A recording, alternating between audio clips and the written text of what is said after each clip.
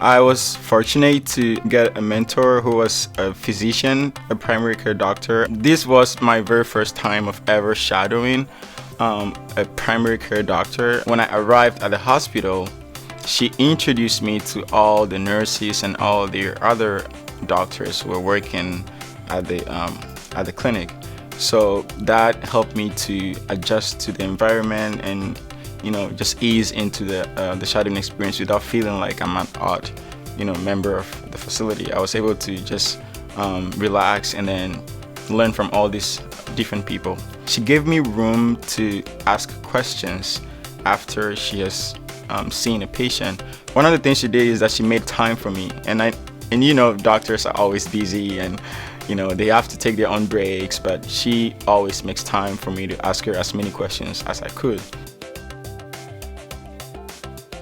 This was the moment where I realized that yes, this is what I want to go in for. For me, it was very beneficial to get that first-hand information from someone who has been through the process, not just from someone who have done research or just based on textbook information. I think the most important benefit of the mentoring experience is that you get to talk to someone who has been through the same process that you aspire to go into, and someone who can provide detailed information on how everything goes before medical school, during medical school, and then after medical school.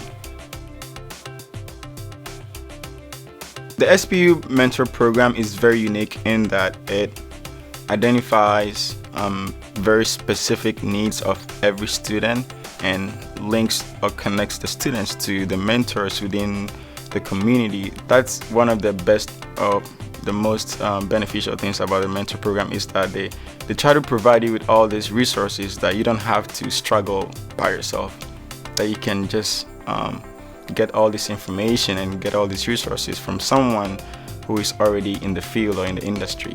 He was able to give me a mentor that even exceeded my expectations. One of the things I did to make sure that this was a solid experience was always taking notes and identifying those moments within which I learned something new.